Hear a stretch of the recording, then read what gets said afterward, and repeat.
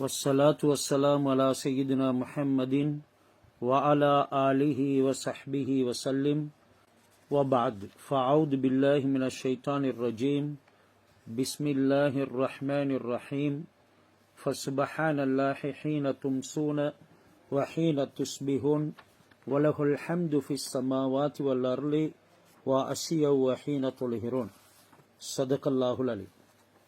கண்ணியத்துக்குரிய சகோதரிகளே, அல்லாஹ் சுப்ஹானஹு வ தஆலா மனிதனை படைத்து அவனுக்கு சில கடமைகளை கட்டாயமாக்கி மற்றும் சில விடயங்களை சுன்னத்தாக நஃப்லாக ஆக்கி வைத்திருக்கிறான்.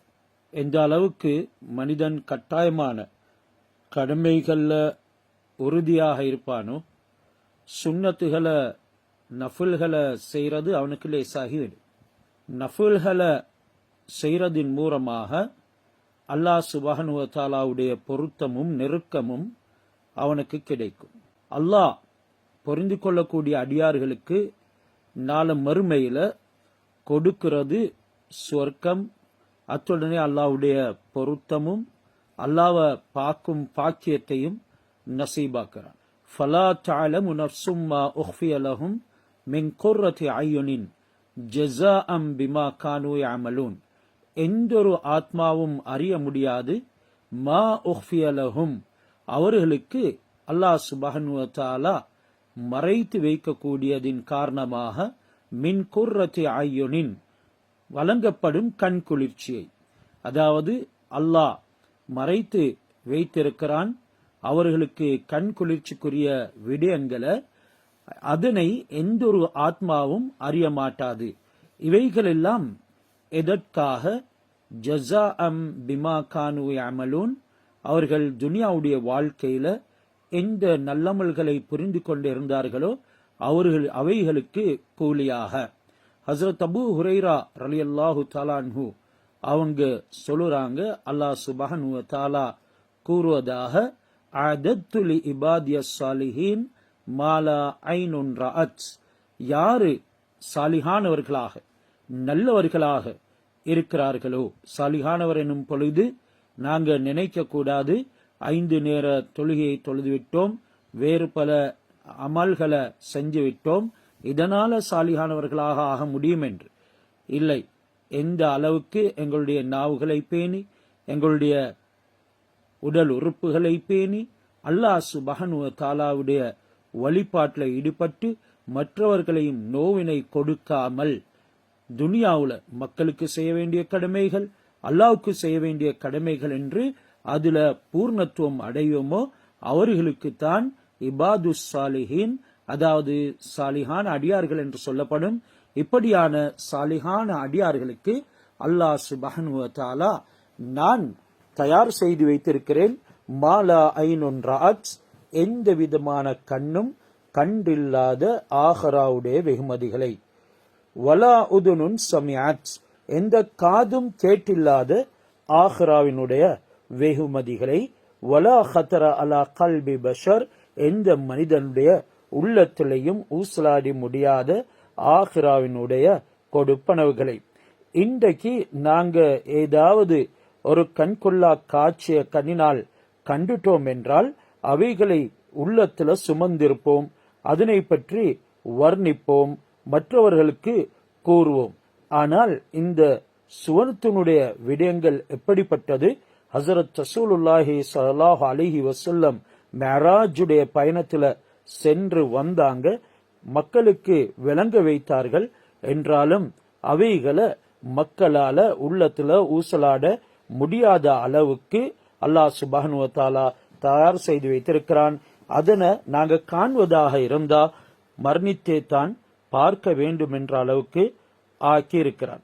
இதனால தான் ஹஸரத் மூஸா அலைஹிஸ்ஸலாம் ஒரு தடவை அல்லாஹ் சுப்ஹானஹு வ தஆலா இடத்துல கேட்கிறாங்க, மா அதுனா அஹ்லில் ஜன்னதி மன்சிலத், சொர்க்கத்துல ஆகும் தாழ்ந்த அந்தஸ்து யாருக்கு? சொன்னாங்க, ஹுவ ரஜுலுன் யஜீஉ பாதமா உத்கில அஹ்லுல் ஜன்னதி அல் ஜன்னா, இறுதியில ஒரு மனிதர் எல்லாரையும் சொர்க்கத்துக்கு நுழைக்கப்பட்டதன் பின்னால வருவார். அவருக்கு அல்லாஹ் சுப்ஹானஹு வ தஆலா உதுகிலில் ஜன்னத, அதாவது சொர்க்கத்துக்கு நுழைந்துக்கோ என்று கட்டளையிடுவான். ஃபயக்கூலு ஐ ரப், அவன் கூறுவான், ரப்பே வகது நஸலன் நாசு மனாசிலஹும், மக்கள் எல்லாருமே சொர்க்கத்துக்கு நுழைந்து அவங்களுடைய இடங்களை, அவங்க தங்கும் இடங்களை கைப்பற்றி கொண்டாங்க, பிடித்து கொண்டாங்க. வ அஹது அஹதாத்திஹிம், அவங்க எதுவெல்லாம் எடுக்க வேண்டுமோ அவைகள்லாம் எடுத்து கொண்டாங்க என்று சொன்னோனே அல்லாஹ் சுப்ஹானஹு வ தஆலா அவனிடத்துல அத்தர்லா ஐ யகூன லக மிஸ்ல மலிக்க மின் முலூக்கி துன்யா, முழு உலகத்தையும் தன்னுடைய சொந்தத்துக்கு ஆக்கி கொண்ட ஒரு அரசனை போல நீ ஆகிடுறதுக்கு விரும்புகிறாயா? அந்த மனிதன் ரதீது ரப்பி, என்னுடைய ரப்பே நான் அதை விரும்புவேன், பொருந்தி கொள்ளேன் என்று சொன்னோனே ஃபயக்கூலு லக ஸாலிக வ மிஸ்லஹு வ மிஸ்லஹு வ மிஸ்லஹு வ மிஸ்லஹு, உனக்கு அதை போல சொர்க்கம் கிடைக்கும். அதாவது முழு உலகத்தையும் ஆட்சி கொண்ட ஒரு மனிதனுக்கு கிடைக்கிறதை போல உனக்கு சொர்க்கம் கிடைக்கும். ஆனா அது துனியாவை விடவும் மிகவும் உயர்ந்தது, துனியாவோட ஒப்பிட முடியாதது. உனக்கு அப்படியான சொர்க்கம் இருக்குது, அதை போன்று அதை போன்று அதை போன்று என்று அல்லாஹ் 4 விடுத்தம் விஷாலமான ஒரு சொர்க்கத்தை கடைசிக்கு நுழையக்கூடிய மனிதனுக்கு வாக்களித்து வைத்து ஃபகால ஃபில் ஹாமிசத்தி, 5வது விடுத்தத்துல ரலீது ரப்பி, என்னுடைய ரப்பே நான் பொருந்தி கொண்டேன். ஹாதா லக வ அஷ்ரத்து அம்சாலிஹி, அல்லாஹ் சுப்ஹானஹு வ தஆலா இந்த சொர்க்கம் உனக்குரியது தான், அதை விடவும் 10 மடங்கு விஷாலமான சொர்க்கம் உனக்கு இருக்கிறது. வலக்க மஸ்தஹத் நஃப்சுக வலத்தத் ஐனுக, உனக்கு உள்ளம் ஆசை வைக்கக்கூடிய அனைத்தும் கிடைக்குது, உன்னுடைய கண்கள் இன்பம் அடையக்கூடிய அனைத்தும் கிடைக்குது என்று சஹீஹ் முஸ்லிம்ல அந்த ஹதீஸ் பதிவாக்கப்பட்டிருக்குது. இதெல்லாம் அல்லாஹ் சுப்ஹானஹு வ தஆலா துனியாவுல வரக்கூடிய கஷ்ட நஷ்டங்களை பொருந்தி கொண்டு அல்லாஹ்வுக்காக வேண்டி அமல் செய்யக்கூடிய சாலிஹான அடியார்களுக்காக வேண்டி தயார் செய்து வைத்திருக்கிறார். எந்த அளவுக்கு அவர்களுடைய அந்தஸ்துகளை அல்லாஹ் சுப்ஹானஹு வ தஆலா உயர்த்தி வைத்திருப்பான் என்றால், சொர்க்கவாசிகளுடைய தன்மையை பொறுத்தவரையில ஃபஹும் அலா சூரதி அபீஹி ஆதம் அலைஹிஸ்ஸலாம், அவர்கள் தன்னுடைய தந்தை ஆதம் அலைஹிஸ்ஸலாம் அவர்களுடைய உருவத்தில் இருப்பாங்க. ஃபில் ஹையதி வத்தூலி வல் ஹுஸ்னி வல் ஜமாலி, அவர்களுடைய அந்த உடம்பினுடைய அளவு, உயரம், அழகு, அலங்காரம். ஹஸரத் அபூ ஹுரைரா ரலியல்லாஹு அன்ஹு சொல்றாங்க, இன்ன அவ்வல ஜும்ரத்தின் யதுஹுலூனல் ஜன்னத அலா சூரத்தில் கமரி லைலத்தல் பத்ர், சொர்க்கத்துக்கு முதலாவது நுழையக்கூடிய சொர்க்கவாதிகளின் உடைய அந்த உருவம் சூரத்துல் கமர் லைலத்தல் பத்ர், பூர்ண சந்திரனுடைய இரவுல அந்த சந்திரனை பௌர்ணமியை போல இருக்கும். வல்லதீன யலூனஹும் அலா அஷத்தி கௌகபின் துர்ரியின் ஃபிஸ் ஸமாஇ இதாஅத்தன், அவர்களை அடுத்து நுழையக்கூடியவர்கள் வானத்தில மிகவும் பிரகாசமாக மிளிரக்கூடிய நட்சத்திரத்தை விடவும் பிரகாசமாக இருப்பார்கள். லா யபூலூன், அங்க சிறுநீர் கழிக்க மாட்டார்கள். வலா யதகவ்வத்தூன், அங்கே அவர்களுடைய வெளிவாசல் தேவைகள் கிடையாது. வலா யம்தஹித்தூன், அவங்க காரவும் மாட்டார்கள்.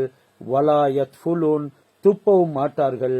அம்ஷாத்துஹும் அத்தஹப், அவர்களுடைய சீப்புகள், தலைவாரும் சீப்புகள் தங்கத்திலானது.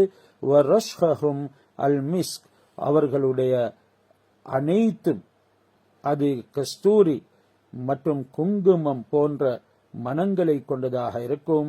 வமஜாமிருஹும் அல் உல்வத்து, அதாவது வ அஸ்வாஜுஹும் அல் ஹூருல் ஈன், அவர்களுடைய எல்லா விதமான உயர்வுகளுடனேயே அவர்களுக்கு ஹூருல் ஈன்கள் என்ற பெண்களும் வழங்கப்படுவார்கள்.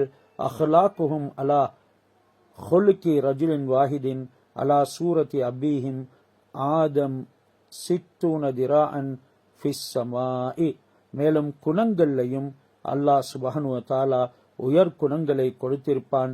ஆதம் அலைஹிஸ்ஸலாம் அவர்களுடைய உயரமான சித்துன திரா 60 முலம் உயர்ந்தவர்களாக இருப்பார்கள் என்றெல்லாம் சஹீஹ் முஸ்லிம்ல இந்த ஹதீஸ்கள் சொர்க்கத்தை கொண்டு கூறப்பட்டிருக்குது.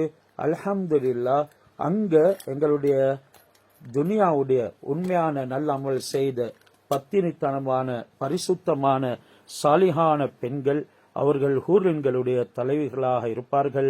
வஹூரின் ஈன், அவர்களை விடவும் அழகானவர்களாக இருப்பார்கள்.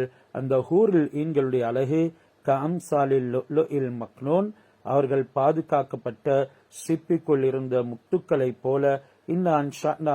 இன்ஷாஅன், அவர்களை நாங்கள் ஒரு வடிவத்தில் படைத்தோம். ஃபஜால் ஹுன்ன அபுகாரா, அவர்களை கன்னி பெண்களாக ஆக்கினோம்.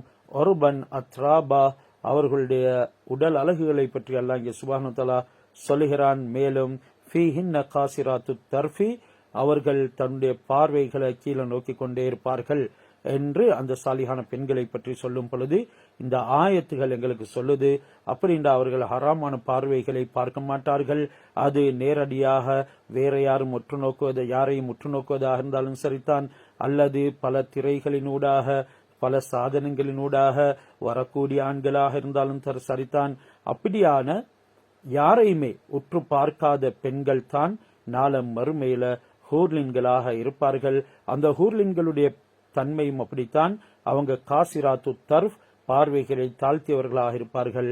லம் யத்முஸ்ஹுன்ன இன்சுன் கப்லஹும் வலா ஜான், அவர்களை இதுக்கு முன்னால மனிதனோ ஜின்களோ தீண்டியது கிடையாது. ஃபபிஐயி ஆலாஇ ரப்பிக்குமா துகதிபான், மனிதர்கள் ஜின்களாகிய நீங்கள் அல்லாஹ் சுப்ஹானஹு வ தஆலா இந்த நியாமத்துகள் எதனை புறக்கணிக்கின்றீர்கள் என்று கஅன்னஹுன்னல் யாக்கூத் வல் மர்ஜான், அந்த பெண்கள் யாக்கூத் என்ற பவளங்கள், மர்ஜான் என்ற முத்து மாணிக்கங்களைப் போல இருப்பார்கள் என்றெல்லாம் அல்லாஹ் சுப்ஹானஹு வ தஆலா வர்ணித்து இருக்கின்றான். அது மட்டுமல்ல, அல்லாஹ் சுப்ஹானஹு வ தஆலா பேணுதலான பெண்களுக்கு நாளம் மறுமையில பெரும் அந்தஸ்துகளை வழங்கி அந்த ஹூர்லின்களை விடவும் மடங்கு அழகுள்ளவர்களாக ஆக்கிவிடுவான். அவர்கள் நாளம் மறுமையில அல்லாஹ் சுப்ஹானஹு வ தஆலாவுடைய தரிசனத்துக்கும் ஆளாகுவார்கள். இவைகளெல்லாம் யாருக்கென்றால் இந்த துனியாவுல சாலிஹான அமல் செய்தவர்களுக்குத்தான். அவர்களுக்கு நாளம் மறுமையில ஒரு மலாய்க்காவின் மூலமாக அழைப்பு எடுத்து சொல்லப்படும், இன்னலக்கும் அந்த சிஹோ ஃபலா தஸ்கமு அபதா, நீங்கள் இந்த சொர்க்கத்துல எப்பொழுதும் ஆரோக்கியமாக இருப்பீங்க, உங்களுக்கு நோயே ஏற்பட மாட்டாது. வ இன்னலக்கும் அந்த ஹியவ், நீங்கள் உயிரோடே இருப்பீங்க. ஃபலா தமூத்து அபதா, உங்களுக்கு ஒரு காலம் மௌத்து சம்பவிக்கவே மாட்டாது. வ இன்னலக்கும் அன் தஷுப்பு ஃபலா தஹ்ரமு அபதா, நீங்கள் வாலிபர்களாகவே இருப்பீங்க, வாலிப பெண்களாக இருப்பீங்க, ஒரு நாளும் வயோதிபம் அடைய மாட்டீங்க. வைநலக்கும் அன் தன் அமு ஃபலா தபஅசு அபதா, அங்க நீங்கள் இன்பங்களை சுகண்டிகளை அனுபவித்து கொண்டே இருப்பீங்க. அங்க அவைகள்ல எந்த விதமான மாற்றமோ குறைவோ ஏற்பட மாட்டாது. ஃபதாலிக கௌலுஹு அஸ்ஸ வஜல் வதவது அன் தில்குமுல் ஜன்னah ஊரிஸ்துமூஹா பிமா குன்தும் தஅமலூன், அந்த ஜன்னத் உங்களுக்கு அனந்தரமாக வாரிசாக கொடுக்கப்பட்டிருக்கிறது. அந்த ஜன்னத்துக்காக வேண்டித்தான் நீங்கள் அழைக்கப்படுகின்றீர்கள். நீங்கள் அறிவுள்ளவர்களாக இருந்தால் சாலிஹான அமல்களை புரிந்து அல்லாஹ்வுக்கு பொருத்தமான வாழ்க்கையை வாழ்ந்து அதனை அடைந்து கொள்ளுங்கள் என்கிறது அல்லாஹ் சொல்கிறான். இதனால சாலிஹான தன்மை என்கிறது எல்லா இடத்திலையும் இலகுவாக வாரது இல்லை. அதனை நாங்க பெறறதுக்கு பல தியாகங்களை செய்யணும். சில சந்தர்ப்பங்கள்ல எங்களுக்கு வெறுப்பான விடயங்கள் கூட முன் வரக்கூடிய நேரத்துல நாங்க எப்படி அந்த சாலிஹான முறையில் நடந்து கொள்றது என்கிறத விளங்கி அல்லாவுக்காக வேண்டி அவைகள்ல கெடுதிகள்ல ஏற்படுத்தாம, கெடுதிகள்ல நிகழாம, அதுக்கு ஒன்றுக்கொன்று கெடுதி செய்யாம நாங்க அல்லாஹ் எந்த முறையில அவைகளுக்கு ஈடு கொடுக்க சொல்லியிருக்கிறானோ அந்த முறையில் நடந்து கொள்வதன் மூலமாக எங்களுக்கு நிச்சயமாக இவைகள் கிடைக்க பெறும். எனவே அல்லாஹ் சுப்ஹானஹு வ தஆலா அப்படியான சாலிஹான கூட்டத்துல நம் அனைவரையும் ஆக்கி அருள் புரிவானா. சூரா அல் இஸ்ரா உடைய 5வது ஆயத்துடைய தஃப்சீரை இன்றைக்கு நாங்க பார்க்க இருக்கிறோம். இதுக்கு முந்தைய ஆயத்துல பனு இஸ்ராயல்களை பற்றி அல்லாஹ் சுப்ஹானஹு வ தஆலா சொல்லும் நேரம் 2 முறை நீங்க குழப்பத்தை உண்டு பண்ணுவீர்கள், அதற்குரிய தண்டனையும் உங்களுக்கு கிடைக்கப்பெறும் என்றெல்லாம் குறிப்பிட்டிருக்கிறான். பின்னால உங்களுக்கு ஒரு நல்ல காலம் உருவாகும் என்றெல்லாம் நன்மாராயும் சொன்னான். இன்றைய ஆயத்துல அதனுடைய தொடராக ஃபைதா ஜாஅ வஅது ஊலாஹுமா பஅஸ்னா அலைக்கும் இபாதல்லனா உலி பஸின் ஷதீதின் ஃபஜாசு ஹிலால் அத்தியார் வகான வஅதன் மஃபூலா. 2 முறை பனு இஸ்ராயல்கள் நாட்டுக்குள்ள ஃபசாதுகளை குழப்பத்துகளை உண்டு பண்ணுவாங்க, அவங்க தண்டனைகளை அனுபவிப்பாங்க என்று கூறியதன் பின்னால முதல் முறையில் ஃபசாது செஞ்சு தண்டனை அடைந்த விவரங்களை அல்லாஹ் சுப்ஹானஹு வ தஆலா இங்க உலி பஸின் ஷதீதின் என்று சொல்லி புக்து நசர் என்கிறவன் மூலமாக ஏற்பட்ட அந்த குழப்பத்தை, இவர்களுக்கு நடந்த ஃபித்னாவை பத்தி சொல்லியிருக்கிறார். இந்த புக்து நசர் என்கிறவன் எப்படியாப்பட்டவன் என்றா, புக்த் என்கிறது பிள்ளை என்ற கருத்து அல்லது மகன் என்ற பொருள். நசர் என்கிறது ஒரு சிலையினுடைய பெயர். அப்ப சிலையின் மகன், சிலையின் பிள்ளை என்பது தான் இந்த புக்து நசர் என்பதின் கருத்து. இவனுடைய தந்தையின் பெயர் யாருக்கும் தெரியல. அந்த காலத்தில் உள்ள மன்னன் லஹ்ராசத் என்று சொல்லி, லஹ்ராசத் என்பவன் இவன் ஈராக்குடைய அந்த மாநிலத்துக்கு பொறுப்பாக அதிகாரியாக அதிபதியாக இருந்தான். இந்த மன்னனுக்கு துருக்கி நாட்டவர்கள் மீது பெரிய கோபம் இருந்துச்சு. பனு இஸ்ராயல்களோட இவன் படையெடுத்து செல்லக்கூடிய நேரத்தில் அந்த பனு இஸ்ராயல்களோட போர் செய்யறதுக்கு படையெடுத்து போகக்கூடிய நேரத்தில் புக்து நசரிடம் இந்த பனு இஸ்ராயல்களை ஒப்படைத்தான். புக்து நசர் பனு இஸ்ராயல்களை ஆக்கிரமித்து அதிகாரம் செலுத்தி அவங்களுடைய நகரங்கள், வீடுகள் எல்லாத்தையுமே தன்னுடைய போர் வீரர்களை அனுப்பி ஆதிக்கத்துக்கு எடுத்துக்கொண்டான். அவங்கள அதிகமானவர்களை கொண்டொழித்தான். 70,000 பேர்களை கைது செஞ்சான். மஸ்ஜிதுல் அக்ஸாவை எல்லா விதத்திலும் நாசமாக்கி போட்டான். தௌராத் வேதத்தை கொளித்து எரித்து போட்டான். பனு இஸ்ராயல்களை அடிமையாக்கி கொண்டான். இப்படியாக வேதனை வரும் என்கிறது அவங்களுக்கு வாக்களிக்கப்பட்ட விடயங்கள். இது பனு இஸ்ராயல்களுக்கு இப்படியான வேதனைகள், குழப்பங்கள், பிரச்சனைகள் வரும் என்று அவர்களுக்கு வாக்களிக்கப்பட்டு இருக்குது. இப்படி முதலாவதாக நடந்தது சும்ம ரததுனா லகுமுல் கர்ரத அலைஹிம் வ அம்ததுனாக்கும் பி அம்வாலி வ பனீன் வ ஜஅல்னாக்கும் அக்ஸர நஃபீரா. பனு இஸ்ராயல்களுக்கு அல்லாஹ் மறுபடியும் முன்னேற்றத்தையும் வளர்ச்சியையும் அளித்தான். அதனைத்தான் இந்த ஆயத்துல சும்ம ரததுனா லகும் அல் கர்ரத்தை, பிறகு சந்தர்ப்பத்தை நாங்க உங்களுக்கு மீட்டி தந்தோம். அலைஹிம், உங்களுக்கு யாரு அநியாயம் செஞ்சார்களோ, நீங்க அநியாயம் செஞ்சதன் காரணமாக பலவிதமான துன்பங்களுக்கு ஆளாக்கப்பட்டீங்க. பின்பு மறுபடியும் அல்லாஹ் சுப்ஹானஹு வ தஆலா உங்களுக்கு அனைத்தையும் மீட்டி தந்தான்.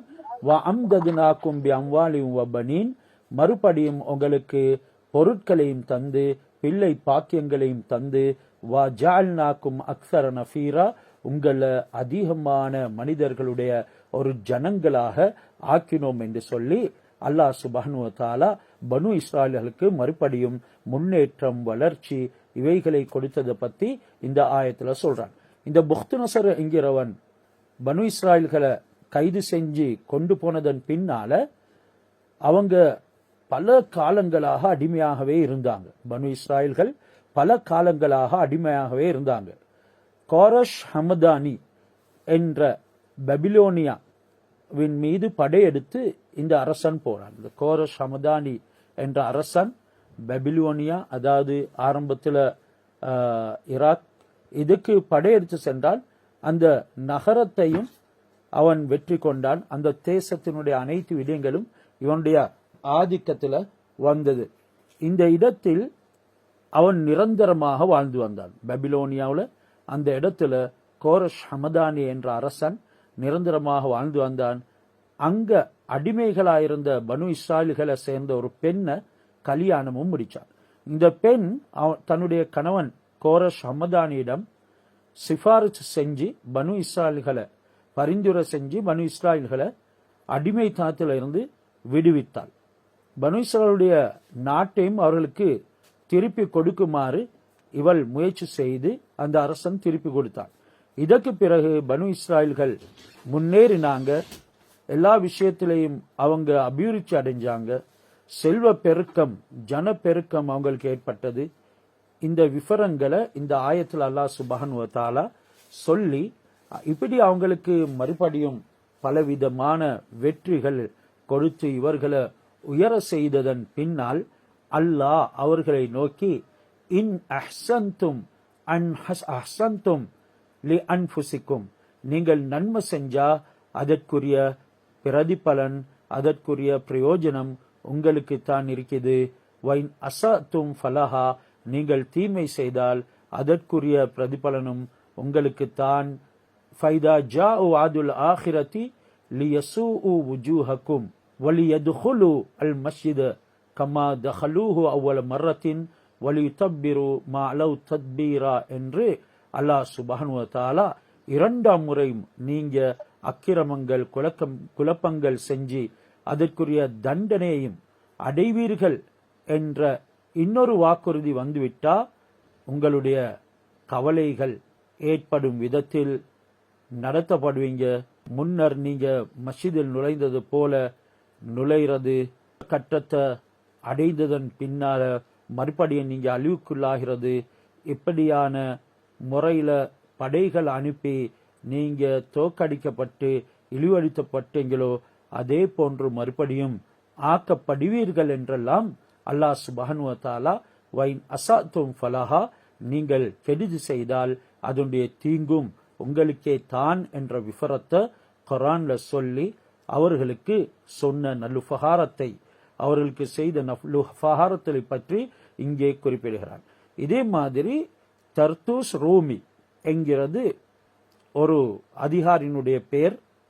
அவனுடைய படைகளும் பனு இஸ்ராயல்களை தாக்குறதுக்கு படையெடுத்து வந்து பனு இஸ்ராயல்களை அழித்தாங்க.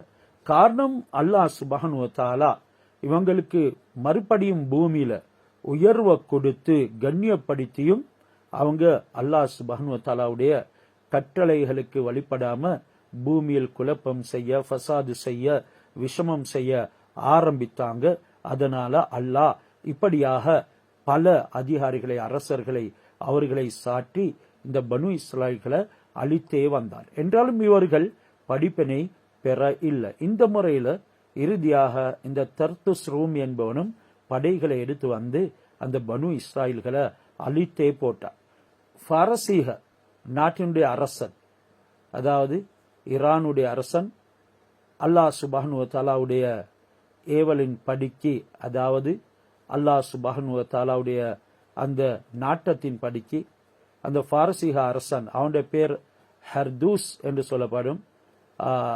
அவன் பைத்துல் முகத்திஸ்ல சூழ உள்ள அனைவர்களையும் நான் வெற்றி கொண்டால் ஏண்ட படையிற்கு மத்தியில அவங்களுடைய ரத்தம் ஓடும் வரைக்கும் அவர்களை நான் வெட்டுவேன் என்று நான் இறைவனிடம் சத்தியம் செய்திருக்கிறேன் என்று கூறிக்கொண்டிருந்தான்.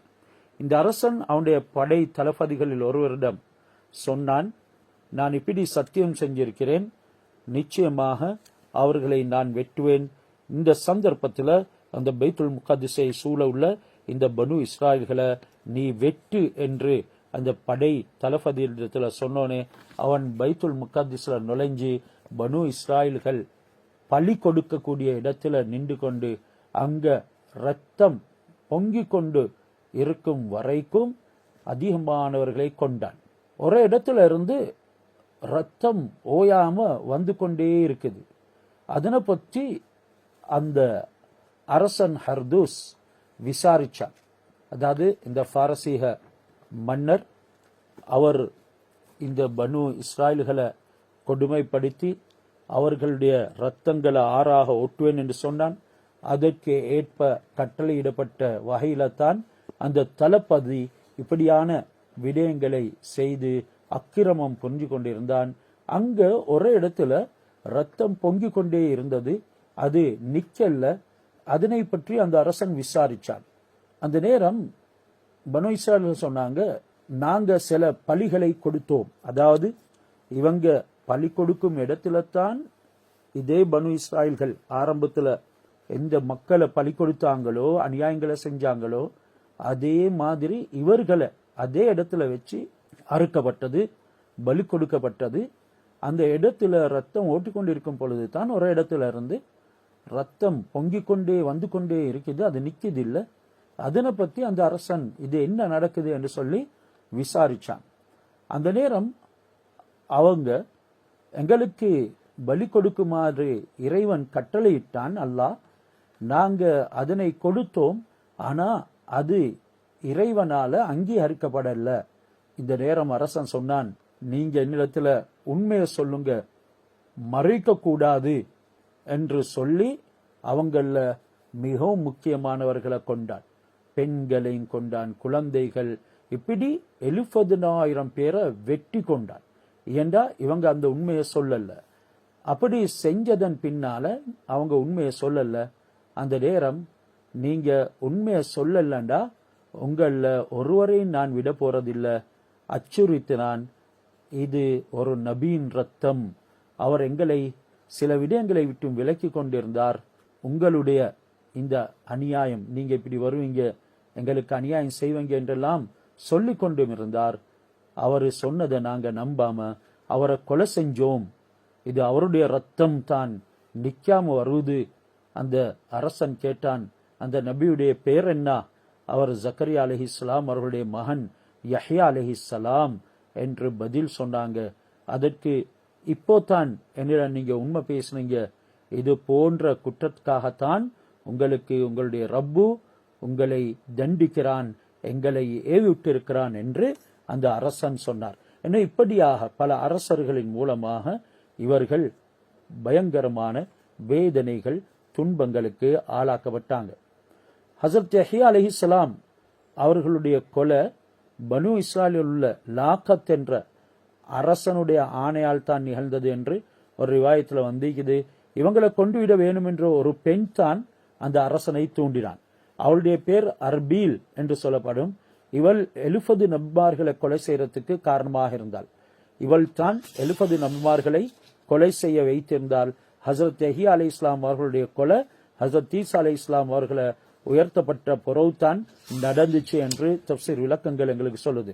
இப்படி அவர்கள் உண்மையை சொன்னதன் காரணமாக அந்த தலபதி அதனுண்டாக வரக்கூடிய தீங்குகளை உணர்ந்து அவன் அல்லாஹ்க்கு சுஜூத் செஞ்சு, யஹ்யாவே, உங்களால உங்களுடைய சமூகத்தினர் அடைந்ததையும் அவர்களுடைய கொலையையும் எனக்கு உங்களுக்கு ரப்பாக இருக்கக்கூடிய அல்லாஹ் நல்ல முறையில் அறிஞ்சிருக்கிறான், அதனால அவங்கள ஒருவரையும் நான் விடாமல் வைத்திருப்பதற்குள்ள எனக்கு அல்லாஹ்வின் கட்டளைப்படி நேர்வழி காட்டுங்க என்று அவர் சஜிதாவுல கேட்க ஆரம்பிச்சார்.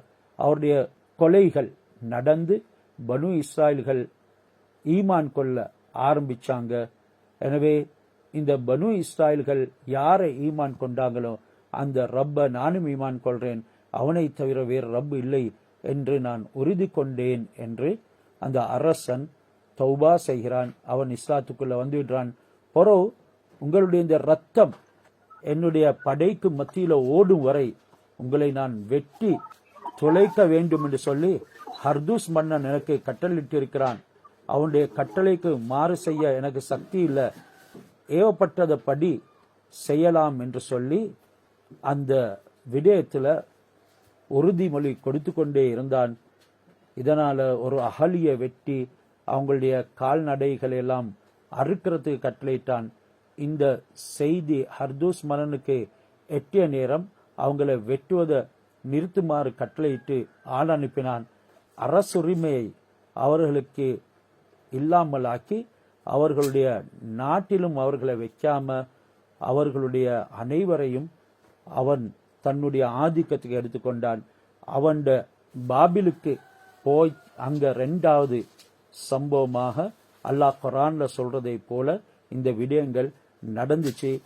அந்த காலத்திலிருந்து ஹஸரத் உமர் ரலியல்லாஹு தஆலா அன்ஹு அவங்களுடைய காலம் வரைக்கும் பைத்துல் முகத்தஸ் பல தடவை தகர்க்கப்பட்டு கொண்டே இருந்துச்சு. பிறகு ஹஸரத் உமர் ரலியல்லாஹு தஆலா அன்ஹு அவங்களுடைய கட்டளைப்படி முஸ்லீம்கள் அதனை நல்ல முறையில கட்டி நிர்மாணம் செய்தாங்க என்பது தான் இந்த ஆயத்துகள்ல இந்த பனு இஸ்ராயல்கள் பூமியில குழப்பத்தில் உள்ளாக்கப்படுவார்கள், பிறகு அவங்களுக்கு உயர்வு கிடைக்கும், மறுபடியும் அவர்கள் குழப்பங்களின் பக்கம் மீண்டால், பூமியில ஃபசாது செய்தால் மறுபடியும் சோதிக்கப்படுவார்கள் என்பதற்கு ஏற்ப பல அரசர்களின் மூலமாக அடிமைகளாக்கப்பட்டு கொலை செய்யப்பட்டு இவர்கள் துன்பங்களுக்கு ஆளாக்கப்பட்டு கொண்டே இருந்தார்கள். அதே போன்று தான் இன்று வரைக்கும் அது நடந்து கொண்டிருக்கிறது. அவங்களுக்கு பூமியில சில சந்தர்ப்பங்கள்ல வெற்றி கிடைக்குது, சில சந்தர்ப்பங்கள்ல அவங்களுக்கு எதுவும் செய்ய முடியாத ஒரு நிலைமை உண்டாகுது. இப்படியாக கியாமத்து நாள் வரைக்கும் இந்த யூதர்கள் விஷமம் செய்து கொண்டே இருப்பார்கள். பிறகு ஹசரத் உமர் ரலியல்லாஹு காலம் வரைக்கும் பைத்துல் முகத்தஸுடைய பகுதியில பலவிதமான குழப்பங்கள் நடந்து இறுதியில தான் ஹசரத் உமர் ரலியல்லாஹு தஆலா அன்ஹு அவங்க அந்த பைத்துல் முகத்தஸை கட்டி எழுப்பினாங்க.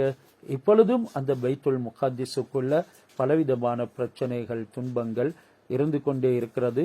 அவங்க விஷமங்கள் செஞ்சு கொண்டே இருக்கிறாங்கிறது எங்களுக்கு தெரிவானது. பிறகு அசா ரப்புக்கும் ஐயர்ஹமக்கும் அல்லாஹ் சுப்ஹானஹு வ தஆலா 2வது முறை இந்த பனு இஸ்ராயல்கள் குர்ஆனுடைய ஆயத்துல சொல்லப்பட்டதன் பிரகாரம் தண்டிக்கப்பட்டதன் பின் நீங்க பாவங்களை விட்டுவிட்டு மனம் திரும்பி தௌபா செய்வீர்களானால் அசா ரப்புக்கும் ஐயர்ஹமக்கும் அல்லாஹ் உங்களுக்கு இரக்கம் காட்டுவான். இரக்கம் காட்டுவதற்கு போதுமானவன். பாருங்க, இவ்வளவெல்லாம் அநியாயங்கள் செய்தும் அல்லாஹ் மீண்டும் மீண்டும் சந்தர்ப்பங்களை கொடுத்து கொண்டே இருக்கிறான். இப்பொழுதும் அவர்களுக்கு சந்தர்ப்பம் இருக்குது. அவர்கள் செய்யக்கூடிய இந்த அநியாயங்களை விட்டு பைத்துல் முகத்தஸுடைய பகுதியில எந்த அளவுக்கு அநியாயங்களை செஞ்சு கொண்டு விஷமங்கள் புரிஞ்சு கொண்டு இருக்கிறாங்க. இப்பவும் இரக்கமான அல்லாஹ் சொல்கிறான், நீங்க தௌபா செஞ்சு மீளுவீங்கண்டா, இந்த அநியாயங்களை விட்டு விடுவீங்கண்டா, உங்களுடைய ரப்பு அசா ரப்புக்கும் ஐயர்ஹமக்கும் உங்களுக்கு இரக்கம் காட்டுறதுக்கு போதுமானவன். அப்படி நீங்க மறுபடியும் இந்த விஷமங்களை அநியாயங்களை ஃபசாதுகளை செய்யறதுக்கு ஆரம்பித்தா அந்த அட்டூழியங்களுக்காக வேண்டி நீங்க மறுபடியும் மீண்டால் நாங்களும் மீண்டு விடுவோம், உங்களை தண்டிக்கிறதன் பக்கம் நாங்களும் மீளுவோம் என்று அல்லாஹ் இந்த ஆயத்துகள்ல சொல்லுறான். மேலும் வஜால்னா ஜஹன்னம லில் காஃபிரீன ஹசீரா, இப்படி தன்னை திருத்திக் கொள்ளாத காஃபிர்களுக்கு நாங்க தண்டனை கொடுக்கிறது மட்டும் இல்லாம நாள மறுமையில நரக வேதனையும் அவங்களுக்கு கொடுப்போம்.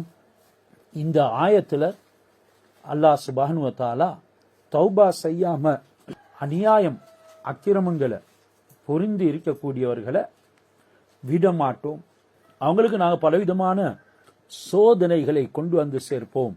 அவங்க விசுவாசம் செய்யறதுக்கு மறுக்கிறாங்க மட்டுமில்ல, அவங்க மக்களை கொலை செய்யவும் முயல்றாங்க.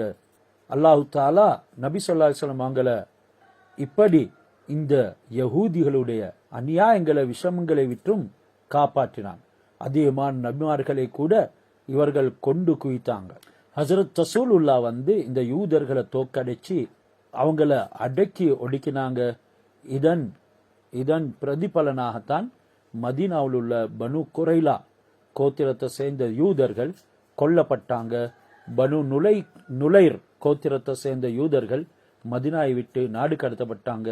மற்றவர்கள் ஜிஸியா கொடுத்து வரி கட்டி இஸ்லாமிய ஆட்சியில வாழ ஆரம்பிச்சாங்க. அவங்க முஸ்லிம்களுடைய ஆட்சியின் கீழே சிறுமைப்பட்ட ஒரு பிரஜையாக வாழ்வதற்கு நேர்ந்தது. இந்த முறையில அல்லாஹ் சுப்ஹானஹு வ தஆலா பூமியில விஷமம் செய்யக்கூடிய வேதம் கொடுக்கப்பட்டும் அதனை கொண்டு சீரான முறைய கையாளாமல் அல்லாஹ்வுடைய விடயத்தில் மேலோங்கி போகக்கூடிய அநியாயக்காரர்களுக்கு இப்படியான முறையில அல்லாஹ் கியாமத்து நாள் வரைக்கும் ஒரு படித்து கொண்டிருப்பான். எனவே அவர்களை பூண்டோடு அழிக்காம அல்லாஹ் சுப்ஹானஹு வ தஆலா இப்படி செஞ்சது அவர்களுக்குரிய இரக்கத்தின் காரணமாக, அவர்கள் தௌபா செய்து மீண்டு வர வேண்டும் என்கிறதுக்காக. ஹிட்லர் கூட எங்களுக்கு தெரியும், முந்தைய காலத்துல வந்த அரசர்களை போல இந்த இஸ்ராயல்களை மிகவும் கொடுமைப்படுத்தினான். எனவே இந்த முறையில யூதர்களை அவனும் விட்டு வைக்கல. இறுதியில அவன் கூட சொன்னான், சிலரை நான் விட்டு வைக்கிறேன் எதற்காக, இவர்கள் எப்படியாப்பட்ட ஒரு நன்றி கெட்ட கூட்டம் என்கிறதனை நீங்கள் அறிந்து கொள்ள வேண்டும் என்கிறதுக்கு. இதன் அடிப்படையில இன்றைக்கு கூட நாங்க அவர்களுடைய அடாவிடித்தனங்களை பார்த்து கொண்டு தான் இருக்கிறோம். இங்க வஜானா ஜஹன்னம ஹசீரா என்று அல்லாஹ் சொல்லுகிறான். இந்த ஹசீர் என்ற வார்த்தை